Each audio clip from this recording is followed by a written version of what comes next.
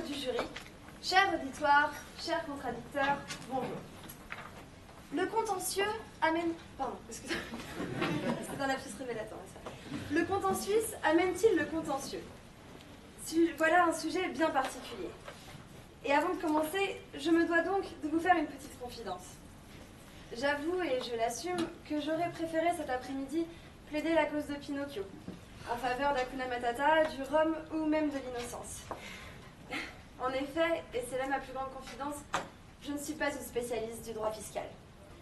A l'inverse, mes deux matières de prédilection sont le droit pénal et le droit de l'Union européenne. Mais quelle chance, me suis-je donc dit. En plus de manquer de connaissances en droit fiscal, il se trouve que la Suisse est bien le seul pays d'Europe occidentale à ne pas encore faire partie de l'Union européenne. Bref, vous l'aurez compris, mes connaissances universitaires ne me seront pas d'une grande aide dans cette plaidoirie. Cependant, petite étudiante en droit française, j'ai toujours reçu l'enseignement selon lequel, face à un sujet dont les notions sont peu évocatrices, il faut s'attacher à définir les termes du sujet. J'ai donc commencé par m'attarder sur le cas de la Suisse. La Suisse, pays neutre. La neutralité. La neutralité ne m'inspire guère. J'ai même peu confiance en la neutralité. La neutralité m'apparaît suspecte. Elle me paraît cacher quelque chose. La neutralité, c'est l'opacité de la transparence. Mais imaginez donc un avocat de neutre, cher membre du jury. Mais ça n'existe pas, voyons. La neutralité, c'est l'abstention, c'est l'indifférence, l'insensibilité, le désintéressement. Chers contradicteurs, allez-vous donc aujourd'hui être l'avocat de la neutralité? Mais quel triste sort que voilà. La neutralité en Suisse est à l'origine la dissimulation de sa position alliée pendant la Seconde Guerre mondiale, c'est bien connu. Mais la question est donc, quelle image véhicule la Suisse aujourd'hui? Aujourd'hui, la Suisse, c'est la vache Milka, c'est la douceur du lait, et ce petit 90 qui surgit au moment de payer son chocolat. La Suisse véhicule une fausse neutralité, chers membres du jury. La Suisse cherche à attirer la population. La Suisse joue la carte de l'originalité au cœur de l'Europe. Mais parlons d'originalité. Pour entrer un peu plus dans le vif du sujet, je me suis procuré ce billet de francs suisses. Voyez donc ces couleurs éclatantes. N'est-ce pas fabuleux, n'est-ce pas attrayant? Mes chers membres du jury, ayez à l'esprit le mimétisme, le camouflage, car c'est ainsi que de nombreux animaux tentent d'attirer leur proie pour en faire leur repas. Ces couleurs éclatantes ne vous rappellent-elles pas les caméléons, par exemple?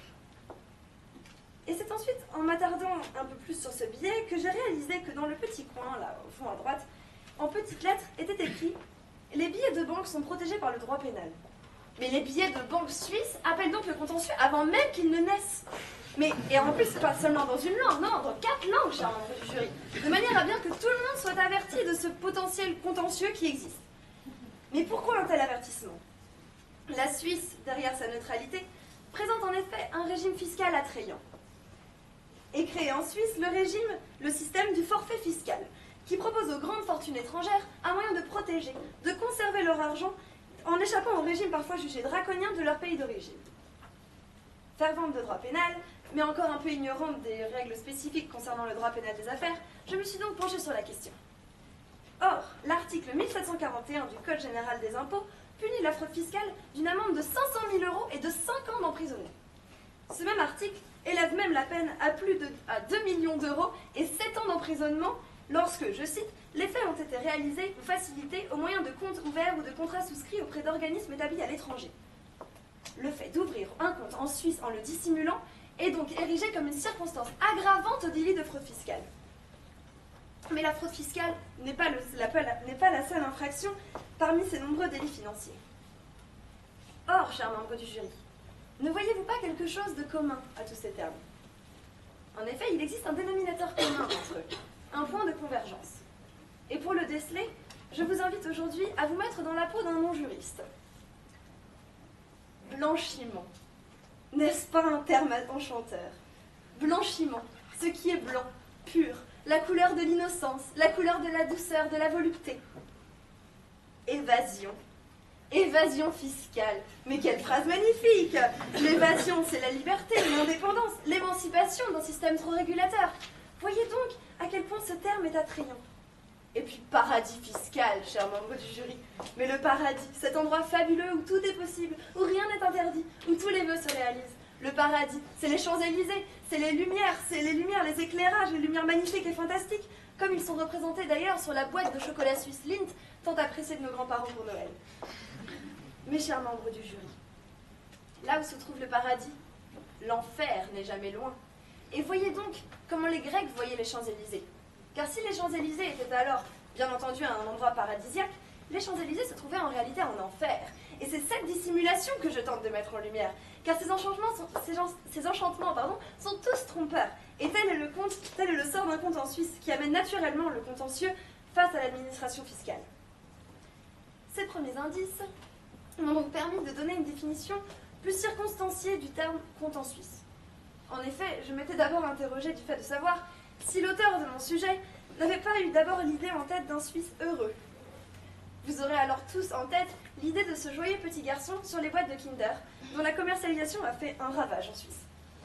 Le Suisse est content. Mais le conte en Suisse amène le contentieux, car c'est précisément lui qui est mandaté pour tromper sa victime, attiser sa curiosité et appeler sa confiance. Car qu'est-ce d'autre qu'un conte en Suisse?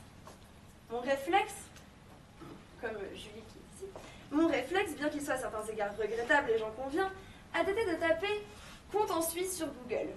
En effet, à défaut d'assiduité au cours de droit fiscal, j'ai encore quelques notions du cours d'informatique. La première page proposée fut alors intitulée « Compte en Suisse, ouvert sous 3 jours, anonymat garanti ».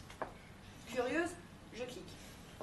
Et à ma plus grande surprise, j'aperçois alors pas moins de 14 fautes d'orthographe sur la page d'accueil. Incroyable! Autant vous dire que ces rédacteurs du site web ne passeraient sans doute pas les grilles de correction de certains chargés de télé de Créteil. Un tel site réussirait-il à gagner votre confiance, chers membres du jury? Car en ce qui me concerne, je peux vous avouer que non. Et si ce site affirmait en plus que l'ouverture d'un compte en Suisse permet de gérer ses affaires de manière confidentielle, j'aurais même tendance à dire qu'elle serait gérée de manière si confidentielle que l'argent disparaîtrait alors comme par magie. Tout bien réfléchi, l'amnésie paraît d'ailleurs un symptôme commun chez les détenteurs des comptes en Suisse. Admirez la conviction avec laquelle Jérôme Cahuzac affirmait à Jean-Jacques Bourdin les yeux dans les yeux « C'est moi qui dis la vérité, je n'ai pas et je n'ai jamais eu de compte en Suisse. » C'est aussi le cas du grand chef cuisinier Bocuse, qui affirmait en janvier dernier avoir littéralement oublié son compte en Suisse. Or, pardonnez-moi, chers membres du jury, mais à moins de vouloir éviter un contentieux, on n'oublie pas 2 millions d'euros du jour au lendemain. Oseriez-vous alors m'affirmer, cher contradicteur, que mes arguments sont des arguties et que vous les récusez, comme avait dit ce cher Jérôme? Car un compte en Suisse, qu'est-ce d'autre qu'un compte en banque? Mais c'est aller voir à côté si l'herbe n'est pas plus verte. C'est quitter ses racines, ne pas payer ses impôts, dont le consentement était pourtant l'héritage de notre Révolution française. C'est un adultère intellectuel envers son pays d'origine. Et tout cela pourquoi? Pour finalement décider de partir vivre en Suisse, pour se retrouver rapidement sous le coup d'un nouveau référendum limitant l'immigration. Et voilà, un nouveau contentieux. Mais ne vous détrompez pas, mesdames, messieurs les membres du jury. Nombreux sont les titulaires de tels comptes, et Cahuzac n'en fut pas la seule victime. Claude Frissoni, journaliste par exemple, a affirmé que mieux vaut un compte en Suisse qu'un contentieux. Mais c'est précisément là que se trouve l'erreur, car ces deux termes ne sont pas exclusifs l'un de l'autre. Le deuxième découle du premier.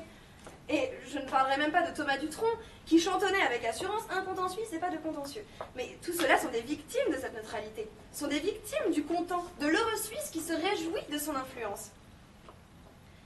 Pas plus tard que lundi, le président du Bayern de Munich a comparu devant les juridictions allemandes pour une fraude fiscale élevée à plus de 18 millions d'euros.